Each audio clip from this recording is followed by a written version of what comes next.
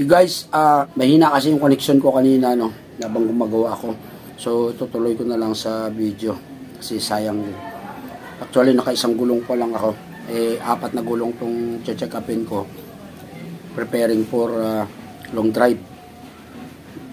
So, ngayon, binigyan ako ng misis ko ng kape, tsaka ito, yung sliced bread, no, na may scramble na itlog, merienda.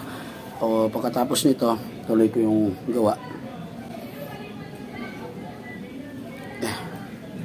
Kaya itong salamin na ito, malabo na yung paningin ko sa malapit. Buti na lang di sa malayo. Kaya makakita pa rin ako ng maganda pag malayo.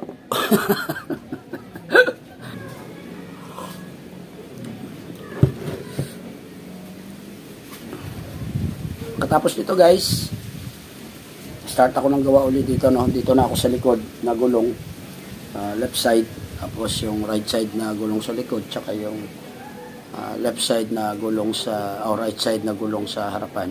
Pag matapos nun, okay na. Kailangan matapos ko tong araw na to o hanggang mamaya dumilim para mamayang gabi makapagwalwal na naman, no? Makakapag-support guys. So merienda, kain.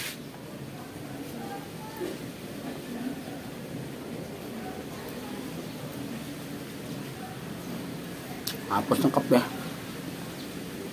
Napay, magyoyosi.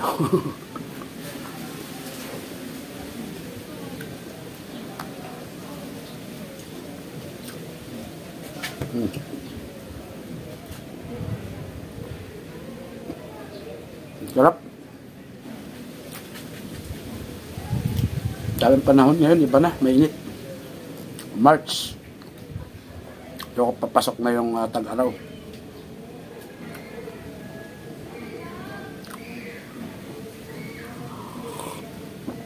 Aw. Sarap.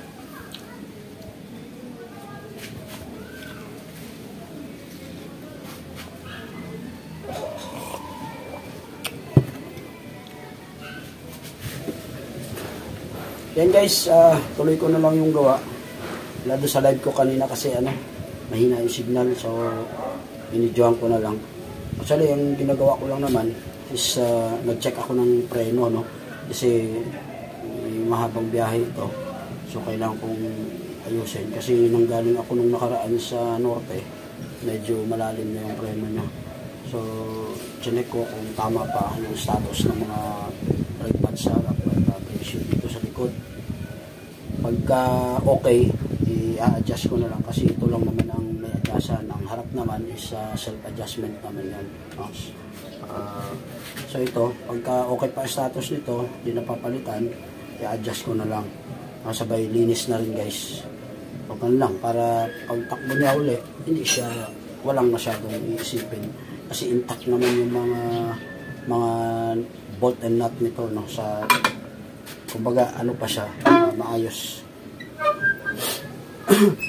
Ito guys, yung DIY lang, no? Para, yung mga bagay na kaya, ay hindi na natin ipapatalir, no? Para yung labor, makakatipid tayo ng labor.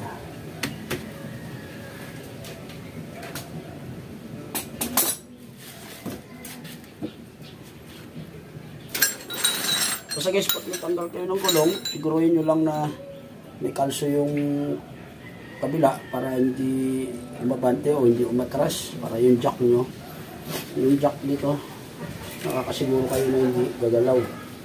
Tapos itong gulong na natanggal nyo guys, pwede nyo ilagay ito sa ilalim. Or just in case makakapigil, no? Kung sakali mabagsak yung jack.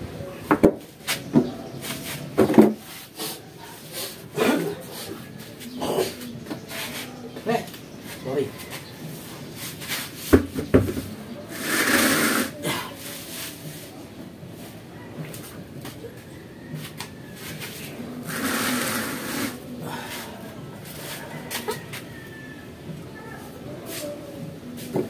Ay.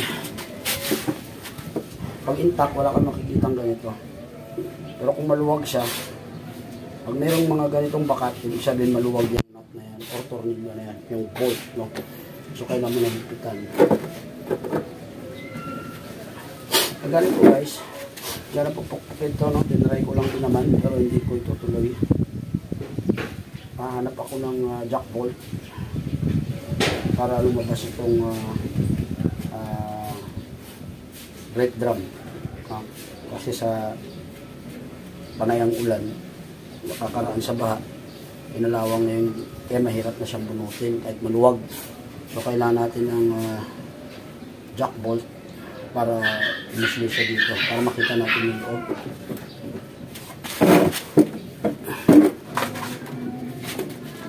Yun guys, sa pagtanggal nitong brake drum, kasi medyo matigas, no? Gagawin nyo, maghanap kayo ng jack bolt, kasi meron talagang design dito yan. Pasukan mo ng bolt para umangat. Ilalayo nyo yung, para madali yung pagbaklas, no? Yung iba kasi, wala na ng ganito, hindi na naghahanap, no, ng jack bolt na 12. Ang size nito, 12mm ang ulo, no? Itong ulo nito, 12mm. So, pag hindi mo ginamitan to guys, matigas, ang iba sinusungkit. So, mangyayari, pangit ang kalabasan kasi masisira ito. No, tatawag nito, mawawala sa forma, no. Tapos hindi pinupukpok din to, mahirap to pukpukin kasi nga ano to, yung basyada, baka mabasag, sayang. So gamitan nyo ito guys para madali, no? Pasok mo lang to dito sa butas na to, dito sa mismong nakalagay, no? Kasi talagang ginawa ang sasakyan na may ganyan para hindi, kaso mo yung iba kasi nagmamadali, no? Wala silang jack bolt, gagawin, pupukpukin na lang, no? O sungkitin. So pwede rin yun, kaya lang pangit ang kalalabasan, no? Papangit yung sasakyan. Kasi ito, madali lang kung may jack bolt ka, tornilyuhan mo lang to. Yan. Kailangan lang dito papantayin mo para maganda yung ano, yung so lagyan mo lang ng grasa dito sa dulo para madaling pasok, madaling paikutin.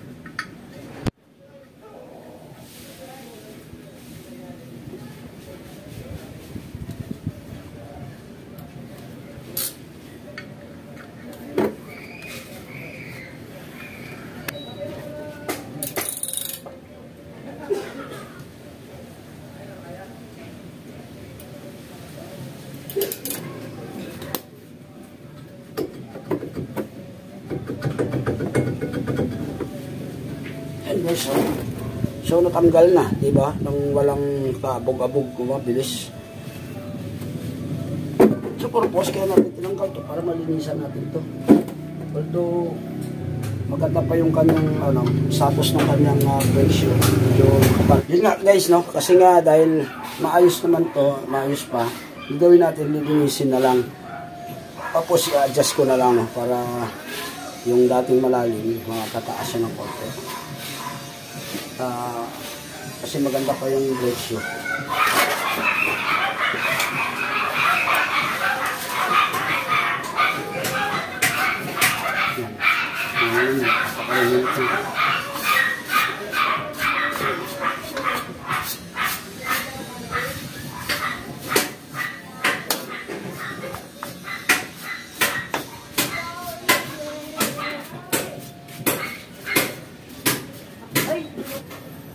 Tapos ito malinis guys, yung brake drum naman para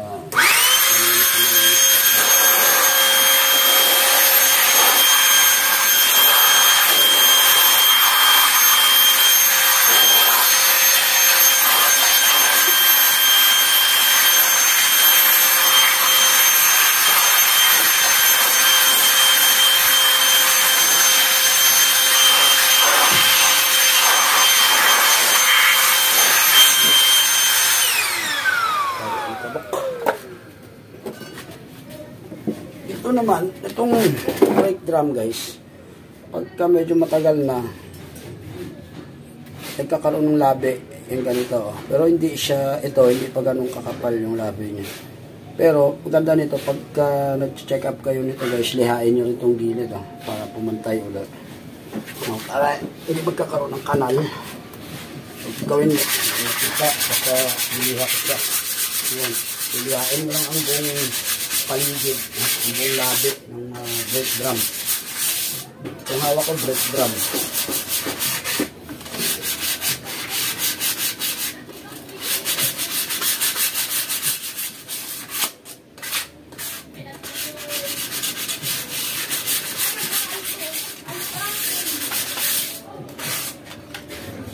Yung ganito, yung dito. Yan.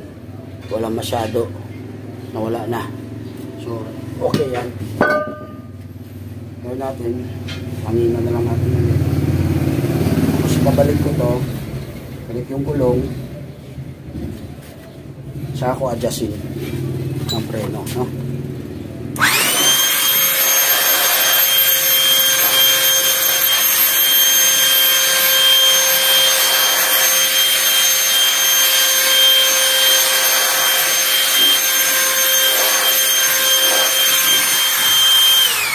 Sana pa kung ka-live lang ako para hindi edit.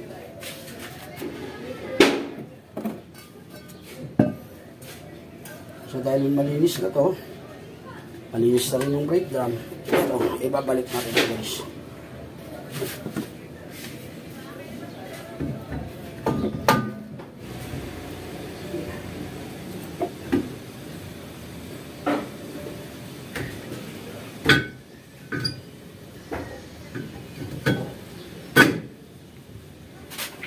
Kita mo guys, pasok. Ibig sabihin maluwag.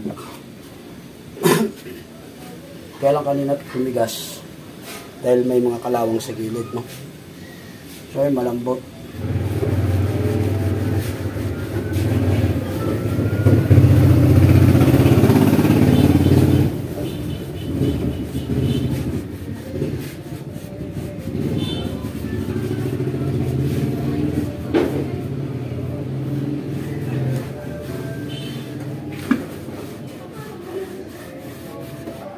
Balik ko yung gulong guys. At adjustin ko dito sa likod ako mag-a-adjust. No? Mas ma-perfect kasi kung may gulong.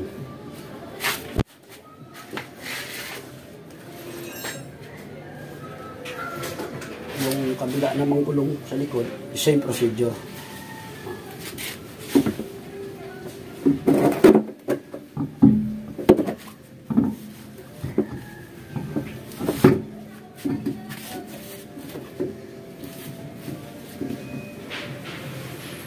Isa pa akong ituturo guys, yung pagbalik ng mga nut. Ito, karamihan kasi sa mga sasakyan ngayon van, no, meron siyang ano dito sa gitna, may parang guide ang ito. So pag kinabit mo to, dapat hindi agad hinihigpitan kasi kailangan magitna mo muna tong yung mugs, no? Pag naglagay ka isa dito para malapat muna siya bago mo ilagay lahat yan at hihigpitan. Kasi usual sa mga vulcanizing, may mga tao ang bilis.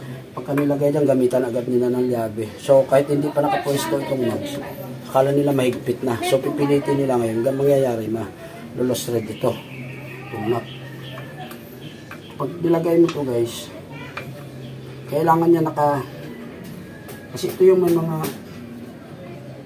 mga guide, no? So kailangan makapasok muna itong buong nut bago mo mahigpitan.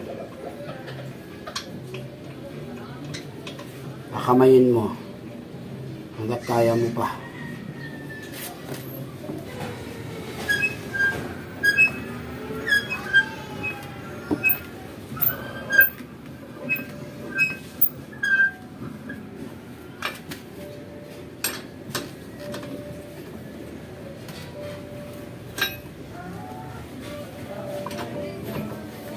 Sa mga vulcanizing guys, pipilitin lang yun. Labas nun, lost thread. Pag ikaw na nagpaklas, wala na. Tsaka may tendency lumuwag ang gulong habang tumatakbo kasi nga hindi nakapantay yung ang naiipit niya iba, hindi yung mismong sa gitna. Hindi siya nakakapasok sa mismong gitna.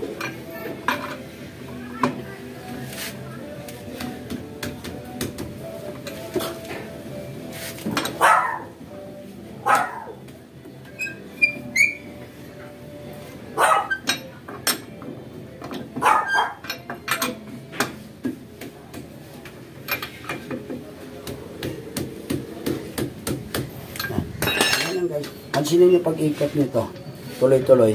Ibig sabihin, nakapwesto na yung nut na, no? Nakapwesto yung mugs, di ba?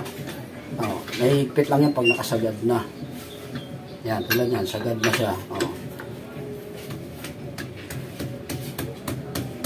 Yan.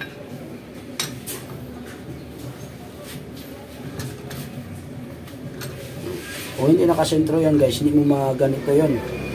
Mahigpit na agad. So gagamitan mo ngayon ng palo. Papaluin nila dyan. So dahil balagbag, it's either yung stud or yung nut ang malulustrate.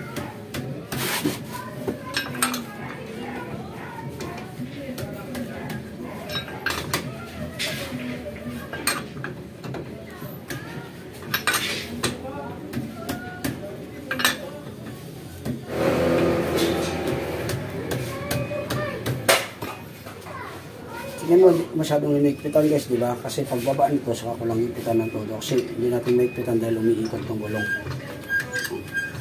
Pero hindi ko pa siya ibababa dahil nga a-adjustin ko pa ang preno. And guys, nandito ako sa ilalim, no? Para ipakita ko sa inyo yung adjustment, no? Yung kung saan ina-adjust. Ito yun guys, oh, yung goma. Yan. Tatanggalin lang natin to. Yan. Pag tinanggal mo yan guys, makikita mo may gear yan sa loob. Yan yung iaangat mo habang iniikot mo to, hinihigpitan, iniikot mo. Yan, habang pinipitik mo siya guys, no? Kaso isang kamay lang kasi.